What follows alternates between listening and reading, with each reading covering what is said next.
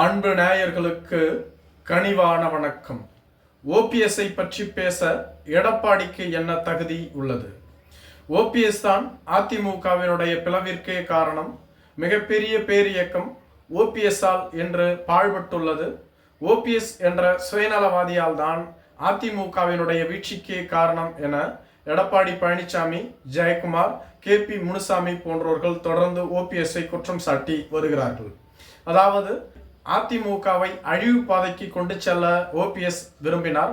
அதனை தடுத்து அதிமுகவை எம்ஜிஆர், ஜெயலலிதா போன்றவர்களினுடைய ஆசைக்கு இணங்க நல் வழியில் இந்த இயக்கத்தை காப்பாற்றியுள்ளோம் எனவும் இவர்கள் தொடர்ந்து பேசி வருகிறார்கள்.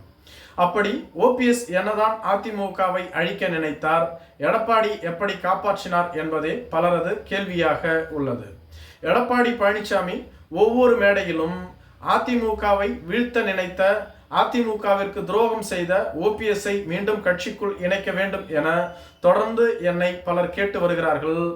ஓபிஎஸ் அதிமுகவிற்கு துரோகம் செய்துவிட்டு சென்றவர், அவரை மீண்டும் கட்சிக்குள் இணைக்க வேண்டும் என்ற பேச்சுக்கே இடமில்லை என்று கூறி வருகிறார்.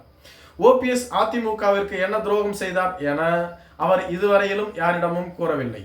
மேலும் ஒரு சிலர் அப்படியே கேட்டாலும் அதிமுகவினுடைய தலைமையகம் அதிமுக தொண்டர்களினுடைய கோவிலுக்கு ஒப்பானது. அது எம்ஜிஆர், ஜெயலலிதா போன்றவர்கள் கோலோச்சிய இடம். அடியாட்களை கொண்டு போய் அந்த இடத்தில் விட்டு அதிமுகவினுடைய கட்சியின் ஆவணங்களை திருடிச் சென்றார். மேலும் அங்கு கலவரத்தை உருவாக்கினார். மேலும் அதிமுகவினுடைய முக்கிய கோப்புகளையும் களவாடி சென்றார். இது அதிமுகவிற்கு அவர் செய்த துரோகம் இல்லையா என கேள்வி எழுப்புகிறார்கள். ஓபிஎஸ் அந்த இடத்திற்கு செல்லும் பொழுது ஓபிஎஸ்ஐ வழிமறித்து தாக்க அங்கு வேண்டுமென்றே ஆட்களை நிறுத்தியதே எடப்பாடி பழனிசாமி தரப்புதான். குறிப்பிட்டு சொல்ல வேண்டும் என்றால் CV சண்முகம்தான் அங்கு 200 ஆட்களை நிறுத்தி வைத்திருந்தார் என்றும், ஓபிஎஸ் வந்தால் அவரை தாக்குவதற்கு அவர்கள் தயாராக இருந்ததாகவும், ஓபிஎஸ் வரும்பொழுது இரு தரப்பினரும் மோதிக்கொண்டதாகவும், இந்த பிரச்சனைக்கு அடிகோலிட்டது எடப்பாடி பழனிசாமி அவர்களின் தரப்பே தவிர ஓபிஎஸ் இல்லை. மேலும் ஓபிஎஸ் அலுவலகத்திற்கு சென்றதில் என்ன தவறு உள்ளது? கட்சியினுடைய ஒருங்கிணைப்பாளர் என்ற முறையில் அவர் அலுவலகம் சென்றார். தலைமை அலுவலகத்தை எதற்காக இவர்கள் மூடினார்கள்? அப்பொழுது எடப்பாடி பழனிசாமி துணை ஒருங்கிணைப்பாளர் தான், ஓபிஎஸ் தான் ஒருங்கிணைப்பாளர். கட்சியினுடைய முழு அதிகாரமும் அவரிடம்தான் இருந்தது. அப்படி இருக்கும் பொழுது கூட எடப்பாடி பழனிசாமி தொடர்ந்து ஓபிஎஸ்ஐ அலைகழித்து வந்தார். இவர் ஒருங்கிணைப்பாளராக இருந்தாலும் கூட எடப்பாடி பழனிசாமி எந்தெந்த இடங்களில் கையொப்பம் கேட்டாரோ அதிமுகவிற்காக, கட்சிக்காக, அந்தந்த இடங்களில் கேள்வி கேட்காமல் கையொப்பம் இட்டார். ஓபிஎஸ்னுடைய தம்பியை கட்சியிலிருந்து நீக்கினார். பெங்களூர் புகழேந்தியை கட்சியிலிருந்து நீக்கினார். இப்படி அனைத்திற்கும் கேள்வி கேட்காமல் கையெழுத்திட்டவர் ஓபிஎஸ். இருப்பினும் கூட இறுதி வரையிலும் ஓபிஎஸ்க்கு அவர்கள் தகுந்த மரியாதையை அளிக்கவில்லை. இனிமேலும் விட்டு கொண்டிருந்தால் நாம் கட்சியிலேயே இருக்க முடியாது என்ற நிலைமைக்கு வந்த பின்புதான் ஓபிஎஸ் விழித்து கொண்டு தனக்கு ஆதரவான தர்மருக்கு மாநிலங்களவை MP பதவியை பெற்றுக் கொடுத்தார். ஜெயக்குமாரை ஓபிஎஸ்க்கு எதிராக கொம்பு சீவி விட்டார் எடப்பாடி பழனிசாமி. இதே போன்று வைத்தியலிங்கத்தையும் இப்படித்தான் செய்தார். ஆனால் வைத்தியலிங்கம் விழித்து கொண்டு எடப்பாடி பழனிசாமிக்கு எதிராகவே மாறிவிட்டார். இதே போன்று ஓபிஎஸ்னுடைய ஆதரவாளர்களாக இருந்த செம்மலை, KP முனுசாமி என ஒவ்வொருவராக தனது ஆதரவாளர்களாக மாற்றிக்கொண்டார். ஆனால் ஓபிஎஸ்ஐ துரோகம் செய்தார், ஓபிஎஸ் கட்சிக்கு தீங்கிழைத்தார் என்று கூறுகிறார்கள்.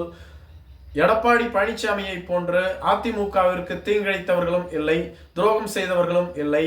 ஆனால் எடப்பாடி பழனிசாமி தனது வசதிக்காக அனைத்தையும் மறைத்துவிட்டு கட்சியை தான் காப்பாற்றுகிறேன், கட்சி என்னால் தான் இயங்குகிறது, அதிமுக என்ற பேர் இயக்கத்தை என்னை விட்டால் சரியாக வழிநடத்தி செல்வதற்கு ஆளே இல்லை என்பது போன்று பேசி வருகிறார். அவரது தலைமையில்தான் அதிமுக தொடர்ந்து 10 தேர்தல்களில் தோல்வியை சந்தித்துள்ளது. அவரது தலைமையில்தான் அதிமுக இடைத்தேர்தலை சந்திக்கவே பயம் கொண்டு வருகிறது. இப்படிப்பட்டவர் தான் இன்று அதிமுகவினுடைய தலைவர் என்று கூறிக்கொள்கிறார். மேலும் அவர் தன்னை எம்ஜிஆர், ஜெயலலிதா போன்ற ஒரு ஆளுமை மிக்க தலைவர் என்று நினைத்து கொண்டு செயல்பட்டு வருகிறார். எடப்பாடி பழனிசாமியை ஏற்க எவரும் தயாராக இல்லை.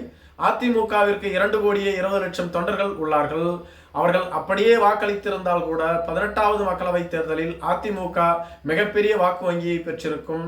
ஆனால் அதிமுகவிற்கு 18வது மக்களவைத் தேர்தலில் வெறும் 80 லட்சம் வாக்குகள் மட்டுமே பதிவாகி உள்ளது. இப்படித்தான் எடப்பாடி பழனிசாமியை அதிமுக தொண்டர்கள் கைகழுவி விட்டார்கள்.